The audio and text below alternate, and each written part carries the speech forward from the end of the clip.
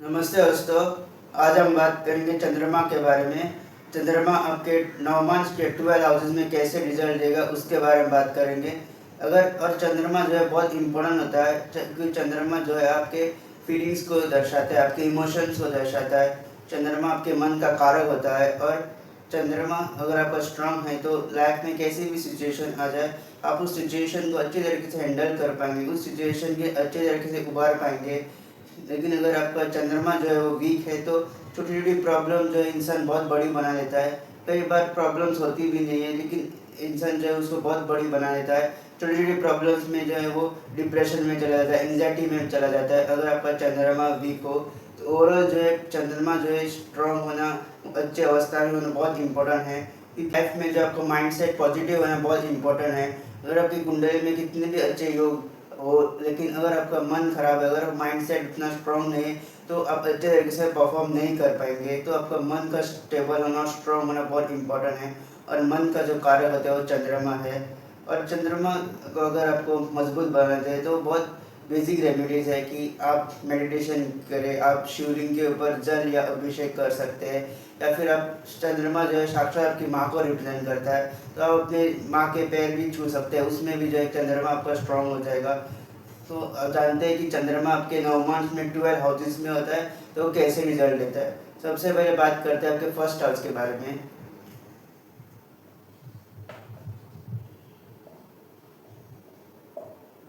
चंद्र अगर आपके first house में आ जाए नवमांश के, तो ऐसा इंसान बहुत इमोशनल होता है, बहुत उसके मूड स्विंग्स होते हैं, उसकी जो फीलिंग्स होती है और उसकी जो मूड स्विंग्स बहुत ज़्यादा होते हैं। और वो बहुत ज़्यादा केयरिंग होता है अपने लाइफ पार्टनर के साथ, वो बहुत ज़्यादा केयरिंग होता है और बहुत गिविंग नेचर होता है उसका। जब भी आपके नवमांश में अगर चंद्रमा फर्स्ट हाउस में होगा तो ऐसा इंसान बहुत ज़्यादा गिविंग नेचर का होगा। और वो दूसरों के लिए मददगार होता है, दूसरों के लिए कुछ भी कर सकता है, अपनी लाइफ पार्टनर के लिए कुछ भी कर सकता है। और वो बहुत इमोशनली अटैच होता है अपने लाइफ पार्टनर के साथ, और उसका केयरिंग नेचर होता है। और ऐसे इंसान जो है बहुत जल्दी हर्ट भी हो जाते हैं। ये खुद ही इतने अच्छे होते हैं कि इनको लगता है कि बाकी सब लोग भी अच्छे हैं, लेकिन कोई भी अगर उनको कुछ कहेगा तो उनको बहुत जल्दी हर्ट हर्ट हो जाते हैं।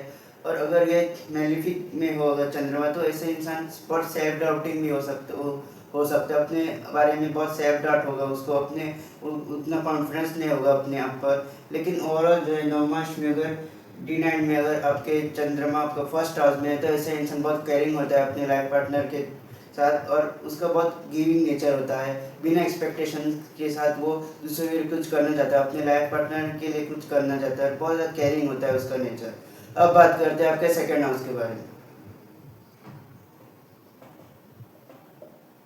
अगर चंद्रमा अगर आपके सेकेंड हाउस में है नवमांश के, सेकेंड हाउस आपका धन भाव होता है। और चंद्रमा का स्वभाव है कि वो 15 दिन घट जाता है, 15 दिन बढ़ जाता है। तो आपके जो फाइनेंशियल इंस्टेबिलिटी होती है, आपकी जो फाइनेंस में है, वो एक हाथ से पैसा आता है, दूसरे हाथ से पैसा चला जाता है। लेकिन अगर आपका सेकेंड हाउस में चंद्रमा है तो यही रिकमेंडेड है कि आप मल्टीपल सोर्सेज ऑफ इनकम रखें, क्योंकि अगर आप वन सोर्स ऑफ इनकम रखेंगे तो चंद्रमा सेकेंड हाउस में जो है इंस्टेबिलिटी इन फाइनेंस लेके आ सकता है। इसलिए अगर जितने आपके मल्टीपल सोर्सेज ऑफ इनकम होंगे उतने ही आपके लिए बेनिफिट होगा। और चंद्रमा अगर सेकेंड हाउस में, सेकेंड हाउस आपके फैमिली को भी दर्शाता है, तो अपनी फैमिली में बहुत ज़्यादा केयरिंग नेचर होता है इसका, फैमिली के लिए कुछ भी कर जाने का जज्बा होता है ऐसे इंसान का। जिसके भी सेकेंड हाउस के नवमांश में अगर आपके चंद्रमा है तो फैमिली के लिए एक बहुत ज़्यादा केयरिंग होता है, अपनी फैमिली के साथ बहुत टाइम स्पेंड करना इसको अच्छा लगता है। लेकिन फाइनेंशियल पॉइंट ऑफ व्यू से देखें तो फाइनेंशियल इंस्टेबिलिटी भी हो सकती है, क्योंकि चंद्रमा जो है वो 15 दिन घट जाता है, 15 दिन बढ़ जाता है, तो एक स्टेबिलिटी नहीं होती है फाइनेंस में। तो जितने आप मल्टीपल सोर्स ऑफ इनकम रखेंगे उतना ही जो है आपको बेनिफिट होगा। तो ये था सेकेंड हाउस में चंद्रमा। अब बात करते हैं आपके थर्ड हाउस के बारे में। अगर आपके थर्ड हाउस में चंद्रमा है तो थर्ड आपकी इनिशिएशन होता है, इनिशिएशन का होता है, आपके हार्डवर्क का होता है। कोई भी अगर आप काम कर रहे हैं तो फर्स्ट स्टेप जॉब लेते हैं तो उसको रिप्रेजेंट करता है। अगर आपका नवमांश में चंद्रमा अगर थर्ड हाउस में है तो आप जो है आपकी रिस्क टेकिंग एबिलिटी होती है, और वो ऐसे इंसान कुछ बिना सोच समझ के कोई भी कदम ले लेता है, कोई भी काम स्टार्ट कर लेता है। और अगर चंद्रमा यहाँ पे मैलिफिक हो तो फिर वो बीच में ही वो काम छोड़ देता है। अगर आपने सोच लिया कि आपको कुछ करना है, बिना सोचे समझे आप ये डिसाइड करते हैं कि मुझे कुछ करना है, फिर हाफ वे में वो काम छोड़ देते हैं। नवमांश में अगर आपका चंद्रमा अगर थर्ड हाउस में है तो ऐसा इंसान जो है बहुत ज़्यादा रिस्क टेकिंग एबिलिटी होगी उसकी, और वो बिना सोचे समझे जो है काम को स्टार्ट कर सकता है। कोई भी अगर और उसका चंद्रमा अगर मैलेफिक हो तो बीच में वो काम छोड़ सकता है। और ये एडवेंचर को भी अपने लाइफ पार्टनर के साथ जो है जितना एडवेंचर पे जाएंगे, जितना बाहर घूमेंगे, जितना यात्राएं करेंगे, उतना जो है चंद्रमा जो है आपका जो है अच्छे रिजल्ट आपको देगा। और चंद्रमा जो है अगर आपको चाहते हैं कि चंद्रमा यहाँ पे स्ट्रांग हो जाए, आप चंद्रमा आपको बेटर रिजल्ट मिले, आपको आपका मन जो है आपका सबकॉन्शियस माइंड जो है वो स्टेबल रहे, तो जितना हो सके अपने लाइफ पार्टनर के साथ जो है यात्राएं कीजिए आप, उससे जो है चंद्रमा आपको यहाँ पे स्टेबिलिटी देगा आपके सबकॉन्शियस माइंड में, और आपको क्लैरिटी होगी कि आपको क्या काम करना है, क्या काम नहीं करना है।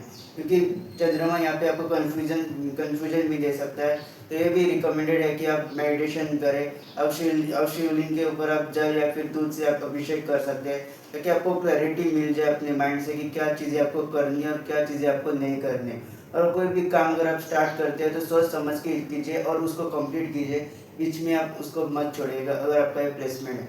अब बात करते हैं चंद्रमा अगर आपके फोर्थ हाउस में आ जाए।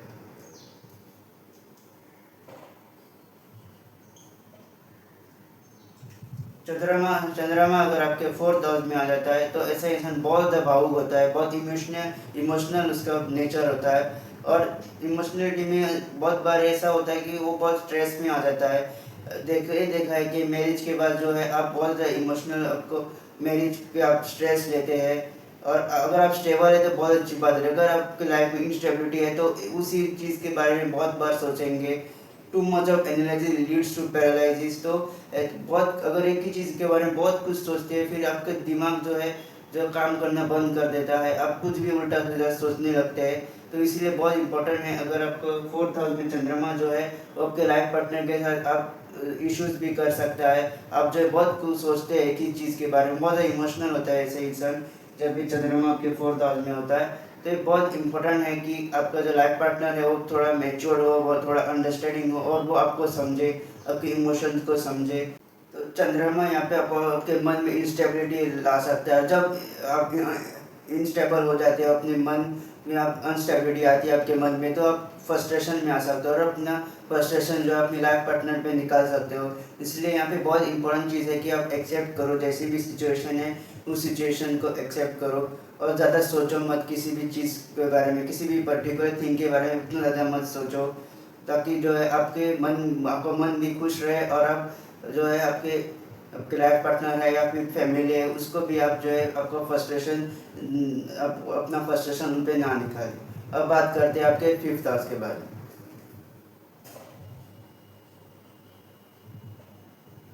तो चंद्रमा आपके फिफ्थ हाउस में है, अगर नवमांश के फिफ्थ हाउस में अगर आपके चंद्रमा है तो फिफ्थ हाउस जो आपकी संतान को भी रिप्रेजेंट करता है। तो ऐसा इंसान जो है अपनी संतान के प्रति बहुत ज़्यादा इमोशनल अटैचमेंट होगी उसको, और वो अपने संतान के बारे में बहुत कुछ सोचेगा, उसके एजुकेशन के बारे में या फिर उसके फ्यूचर के बारे में। तो ऐसा इंसान बहुत प्लानिंग करके रखता है अपने अपने बच्चे के फ्यूचर के बारे में या फिर एजुकेशन के बारे में, और बहुत ज़्यादा इमोशनली अटैच होता है, और बहुत ज़्यादा उसको परेशानी होती है, टेंशन होती है अपने बच्चों की, उसके फ्यूचर की, उसके फाइनेंसिस की।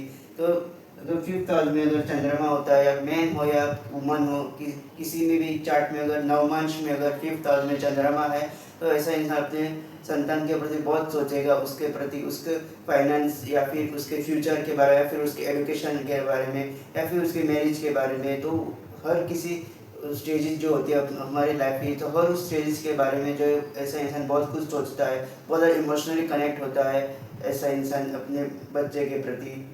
तो ये चंद्रमा अगर फिफ्थ हाउस में है तो, और आपको क्रिएटिविटी भी बहुत अच्छी होती है ऐसे इंसान की, आप जो है म्यूज़िक या फिर राइटिंग, इन सारी चीज़ों में आपकी इंटरेस्ट जा सकता है, और आपकी क्रिएटिविटी लेवल जो होती है उनकी वो बहुत अच्छी होती है अगर फिफ्थ हाउस में अगर आपका चंद्रमा हो। अब बात करते हैं आपके सिक्स्थ हाउस के बारे में।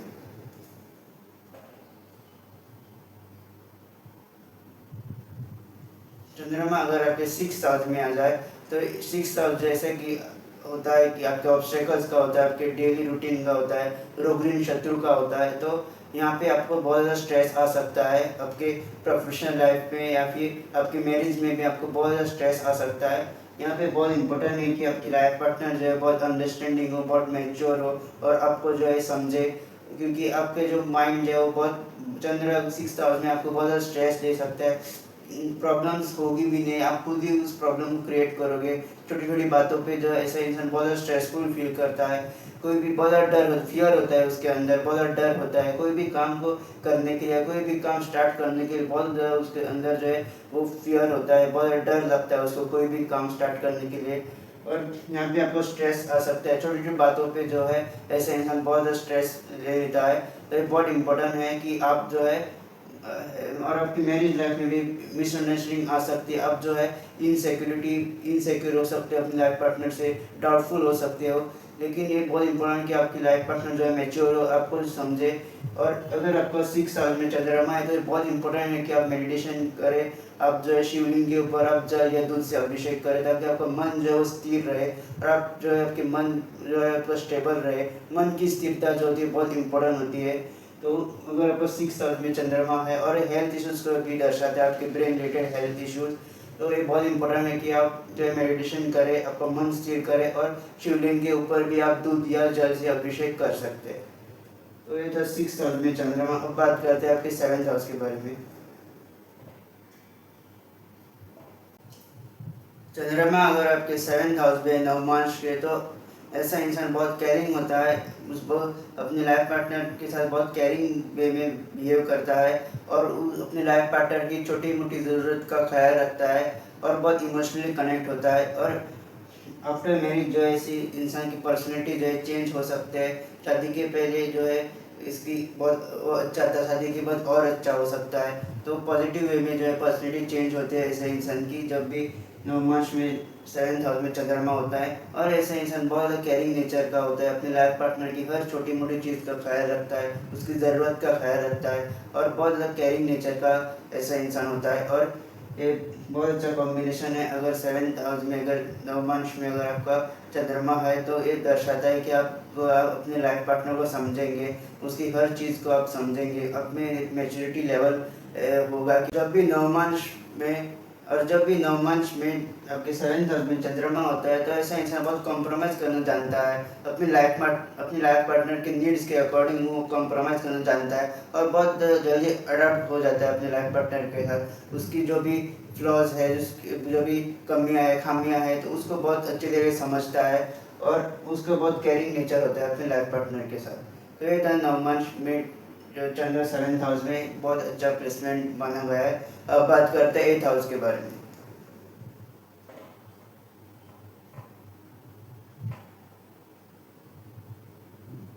चंद्रमा अगर आपके 8th हाउस में है तो 8th हाउस दोस्तों होता है ट्रांसफॉर्मेशन का, आपके सडन लॉस सडन गेन का। तो आफ्टर मैरिज आप यहाँ पे ट्रांसफॉर्मेशन देखेगी अपनी लाइफ पे। ये डिपेंड करता है आपकी कुंडली के ऊपर कि चंद्रमा कैसा ओवरऑल प्लेस है। लेकिन शादी के बाद जो आपको आपको जो लाइफ में जो है ट्रांसफॉर्मेशन होगा, या चंद्रमा अगर आपके 8th हाउस में है तो यहाँ पे लैक ऑफ कॉन्सेंट्रेशन दिखाता है। ऐसे इंसान का जो मन जो होता है वो कॉन्सेंट्रेट नहीं कर पाता किसी भी एक चीज़ के लिए, उसका मन जो है भागता रहता है, वो किसी भी एक चीज़ के ऊपर कॉन्सेंट्रेट नहीं कर पाता। और ऐसा इंसान जब चंद्रमा अगर आपके 8th हाउस में होता है नवमांश में तो ये डर को दिखाता है। तो ऐसा इंसान कोई भी चीज़ स्टार्ट करने से पहले उसके अंदर जो है वो डर की फीलिंग आती है, फियर होता है, कॉन्सेंट्रेट नहीं कर पाता है। तो अगर नवमांश में अगर D9 में अगर आपके 8th हाउस में चंद्रमा है तो आपको जो है मेडिटेशन करनी चाहिए ताकि आपका जो मन है वो स्टेबल रहे। वरना जो है आपके मन में जो इंस्टेबिलिटी आएगी, आपके मन में फ्रस्ट्रेशन आएगी और आपका फ्रस्ट्रेशन जो अपने लाइफ पार्टनर पे निकाल सकते हो।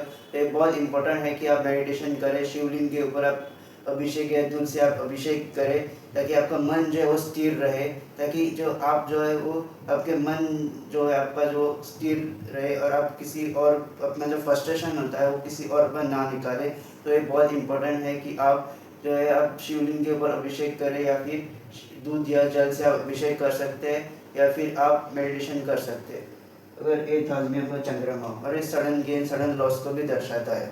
आपके आफ्टर मैरिज आपके सडन लॉस सडन गेन हो सकते हैं, डिपेंड करता है चंद्रमा कैसा प्लेस्ड है आपके चार्ट में। अब बात करते हैं 9th हाउस के बारे में।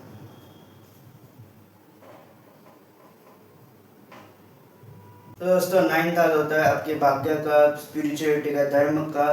तो अगर 9th हाउस में अगर आपके चंद्रमा है तो ये आपके भाग्य को बहुत सपोर्ट करता है। आपका भाग्य अगर 20s में अगर आपका कुछ जो है फेवर नहीं कर रहा था भाग्य, लेकिन आप देखेंगे कि मिड 30s में आपका भाग्य फेवर कर रहा है, या फिर आफ्टर मैरिज जो है आपका भाग्य जो है आपको फेवर करता है।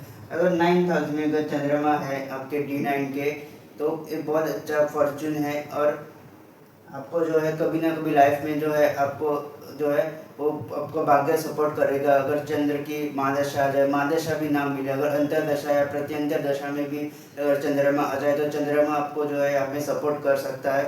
आपको जो है आपको भाग्य पे जो है सपोर्ट मिल सकता है आपको, और ये बहुत अच्छे स्पिरिचुअल इंटेंशन दिखाता है। आप जो है स्पिरिचुअलिटी में बहुत बिलीव करेंगे, स्पिरिचुअलिटी में डीप जाने की कोशिश करेंगे अगर चंद्रमा आपके 9th हाउस में आवे। फिर आप आफ्टर मैरिज जो है आप स्पिरिचुअलिटी में बहुत ज़्यादा बिलीव करने लग जाते हैं, या फिर लेट 30s में या फिर मिड 30s में आप जो है अपने आप को स्पिरिचुअलिटी में बहुत ज़्यादा मानने लगते हैं। स्पिरिचुअलिटी में अगर एक कॉम्बिनेशन है, और ये बहुत अच्छा है। अगर 9th हाउस में चंद्रमा है तो आपको भाग्य को जो पूरा सपोर्ट मिलेगा। अगर चंद्रमा की अगर अंतदशा है, महादशा या फिर प्रत्यंतर दशा आ जाए, तो आपको भाग्य से पूरा सपोर्ट मिल सकता है। तो और चंद्रमा अगर आपके 9th हाउस में है तो ये बहुत अच्छा स्पिरिचुअलिटी के बारे में दिखाता है। ऐसे इंसान बहुत डीप जाते हैं स्पिरिचुअलिटी में, और बहुत ज़्यादा विश्वास रखते हैं स्पिरिचुअलिटी में। अब बात करें चंद्रमा आपके 10th हाउस में।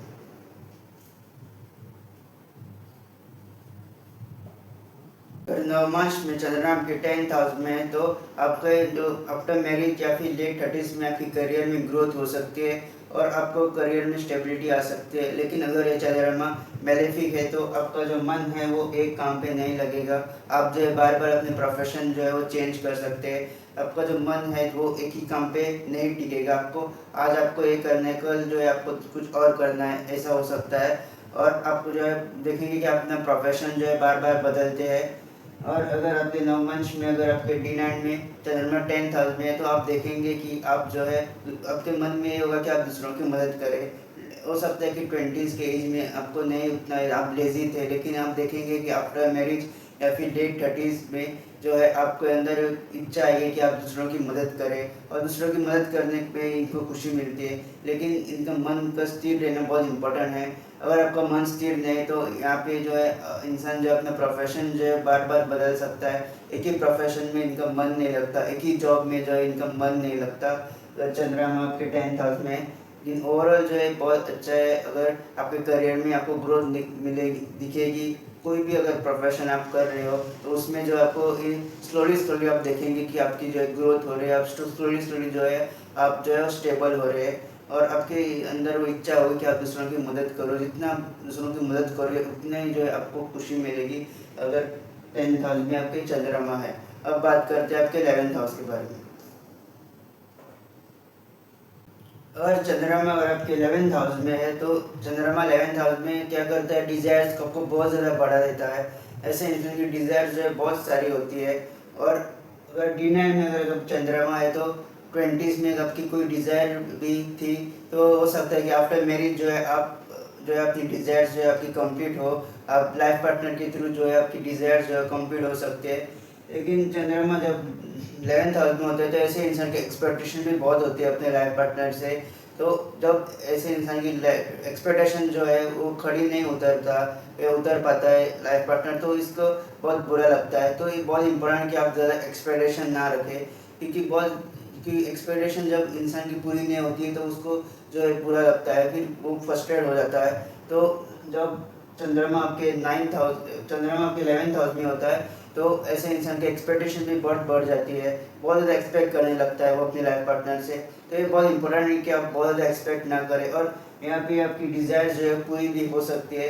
और ऐसे इंसान जो है बहुत ज़्यादा डिज़ायर्स देता है चंद्रमा 11th हाउस में।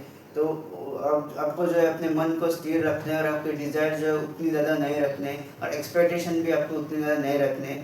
आफ्टर मैरिज आपके गेन्स भी हो सकते हैं। अगर 11th हाउस में चंद्रमा है तो आफ्टर मैरिज जो है आप देखेंगे कि आपकी लाइफ में जो है गेन्स हो रहे हैं। और चंद्रमा अगर आपके 11th हाउस में, तो ये बहुत इंपॉर्टेंट है कि आप अपने पार्टनर के साथ इमोशनल कनेक्ट रखें, आप जो इमोशनली कनेक्ट हो और उसको समझे, और इतना उनको समझे कि उतना जो है चंद्रमा जो है आपको यहाँ पे अच्छे रिजल्ट देगा। और आफ्टर मैरिज जो है आप देखेंगे कि आपकी स्लोली स्लोली गेन्स हो रहे हैं। और ये बहुत इंपॉर्टेंट कि आप ज़्यादा एक्सपेक्टेशन ना रखिए अपने लाइफ पार्टनर से। अब बात करते हैं चंद्रमा अगर आपके 12th हाउस में आ जाए।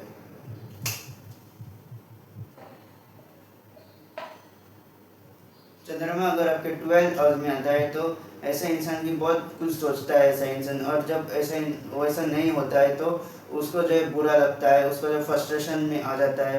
क्योंकि अभी 12th हाउस जो है डीप थिंकिंग, आपके सबकॉन्शियस माइंड को भी दर्शाता है। तो आप जो है बहुत कुछ सोचते हो कि अब आपकी ऐसी ग्रोथ होगी, वैसी ग्रोथ होगी, ये मिलेगा वो मिलेगा, लेकिन जब नहीं नहीं मिलता है तो ऐसे इंसान जो है बहुत उदास हो जाता है, डिप्रेशन में चला जाता है।